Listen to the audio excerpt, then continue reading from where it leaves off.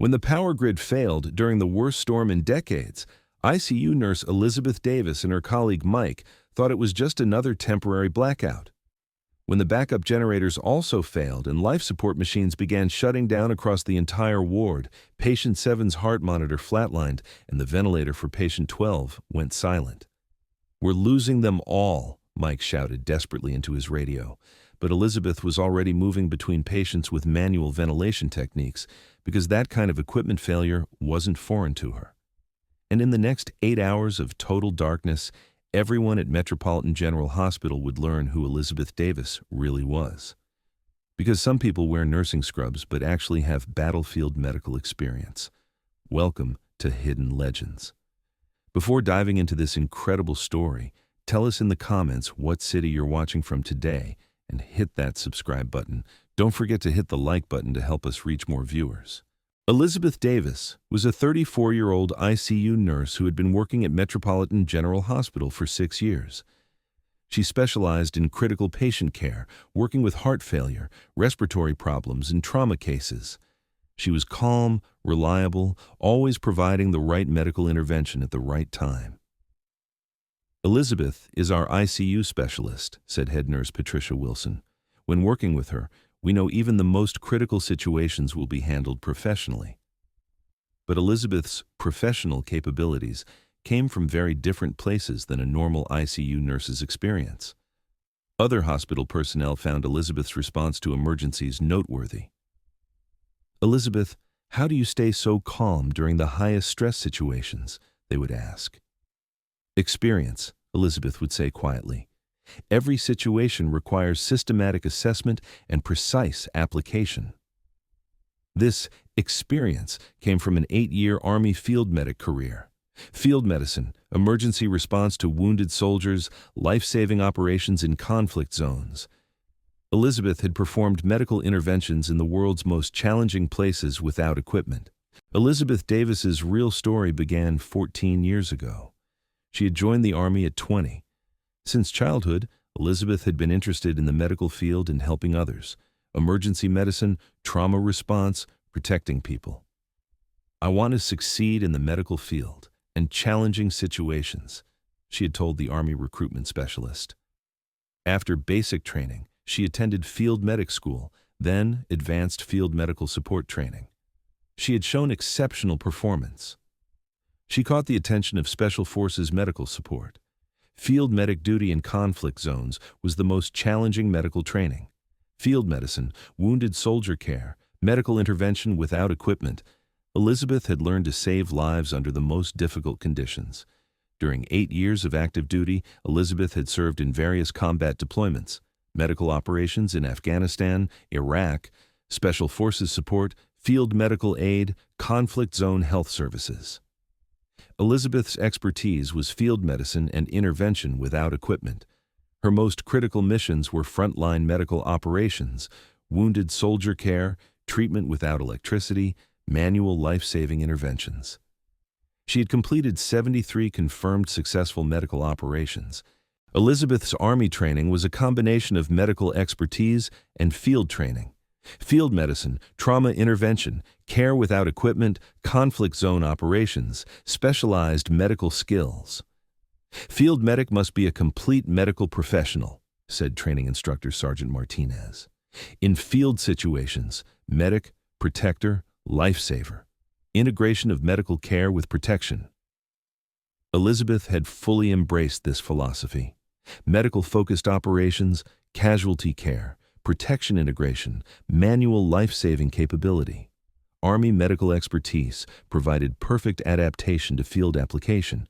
The most critical training was field medical simulations, forward bases, casualty evacuation, medical care without electricity, realistic field medical environments. Elizabeth had learned to perform field medical assessment even in civilian medical environments. During an operation in Kandahar, while in a frontline medical position, they had treated 12 wounded soldiers simultaneously. Elizabeth had successfully treated 5 critical medical cases using field medical expertise. After that mission, she had become one of the Army's most valuable field medical specialists. She had specifically received medical intervention training without electricity, precise medical care in dark environments. This training would prove very useful in her civilian hospital career. After 8 years of active duty, Elizabeth had decided on a career transition. Combat deployment fatigue, desire for normal life, civilian medical service commitment. ICU nursing was a natural career progression. Elizabeth had a special interest in critical patient care.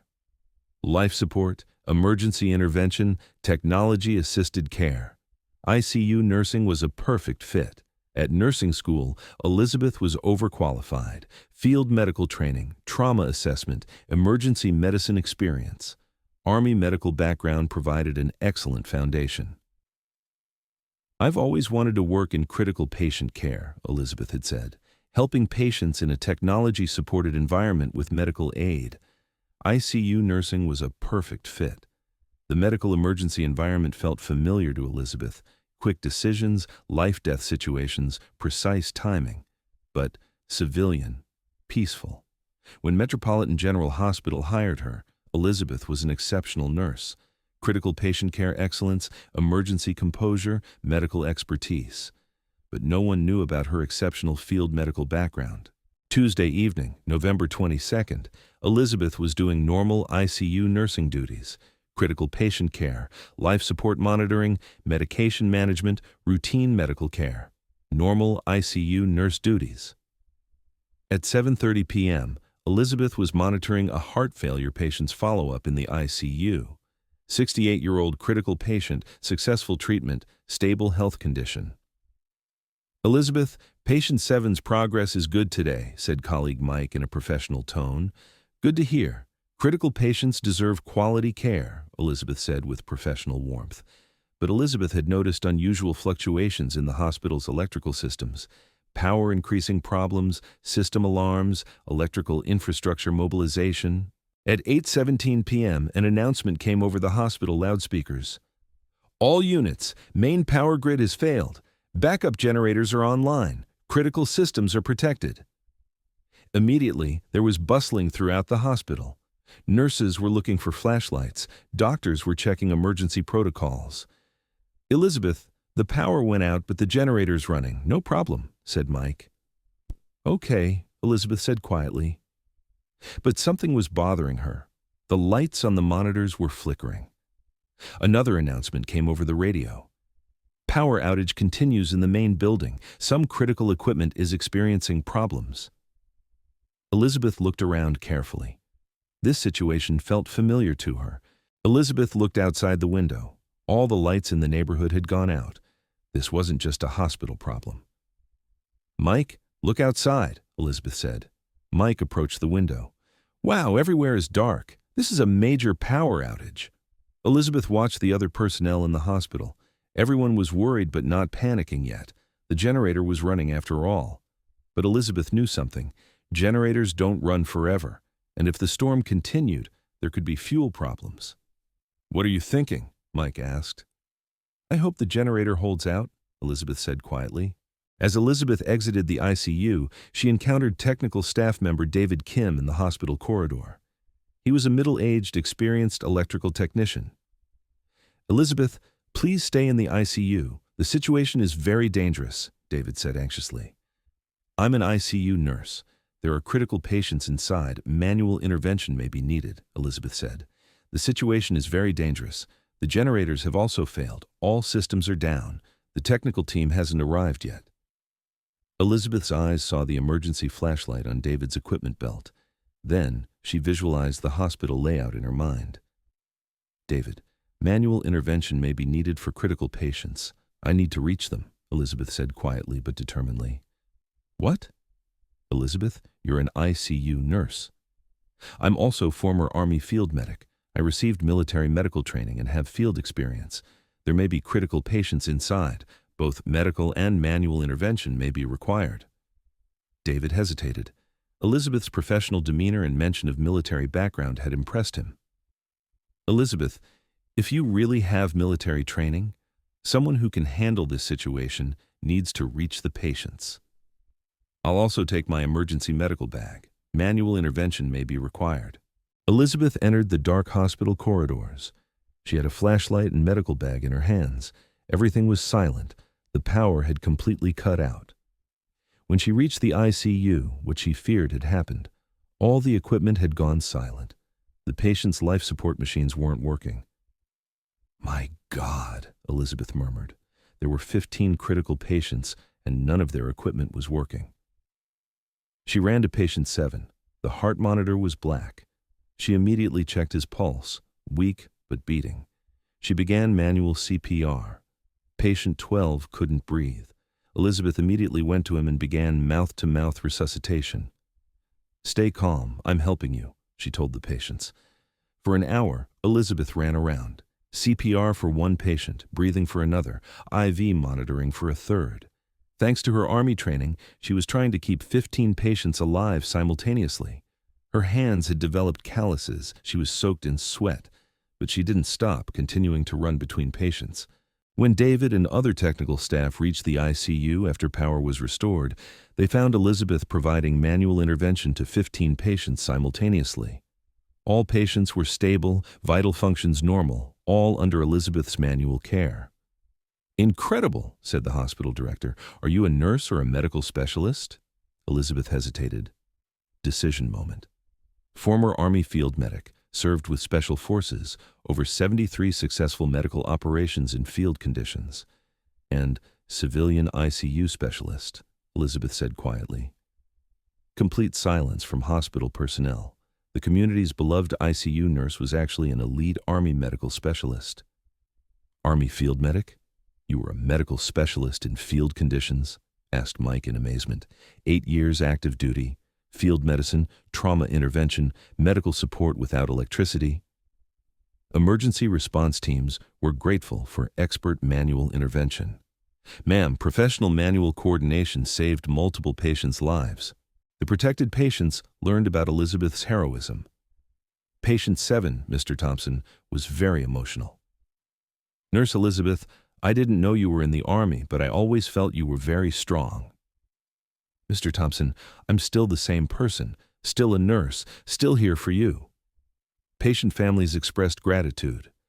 "Elizabeth's protection saved our loved ones' lives. Now we know why." Elizabeth continued her normal ICU nursing duties, but colleagues saw her differently. Respect mixed with admiration. "How do you transition from Army to ICU nursing?" asked young nurse Jessica. "Both jobs are about protecting life. Different environments, same mission." Elizabeth's former Army field medic team members learned the news. Messages and phone calls came from around the world. "Heard about the hospital manual intervention. Classic Davis medical manual intervention. Once an Army field medic, always a medical protector. Proud of your civilian service." Retired Commander Sergeant Martinez personally called, "Elizabeth, I'm proud of you. Perfect medical manual intervention under civilian conditions." "Sergeant, I just did what training taught us, protecting patients' safety." That's exactly what we were trained for. Medical protection service continues in different forms. Elizabeth's story isn't just about manual heroism. It's about the evolution of protection service spirit, the application of Army field medic medical skills to ICU nursing. From Army to ICU nursing, from field medical operations to patient care, from manual missions to compassionate medical treatment, always protection service. Army taught me combat. ICU nursing taught me healing. Community taught me both skills are valuable. When patients at Metropolitan General Hospital see Elizabeth, they say, "Real protectors don't abandon their mission. They find new forms of service worthy of protection." Elizabeth's manual intervention that day was the application of Army field medic training to ICU nursing, field medical expertise applied in civilian emergency. "I'm no longer an Army field medic, but the protection spirit never ends, service continues, mission changes." Patients will understand in the future. Protection service takes many forms. So I ask you, do you know Army field medic veterans serving quietly in your hospital community? Those with hidden field medical backgrounds quietly contributing to hospital environments? Share your experiences in the comments. Because at Hidden Legends, we believe the greatest protectors often serve at the most critical moments. If this story moved you, share it, subscribe, and to help these important veteran medical stories continue. See you in the next legend.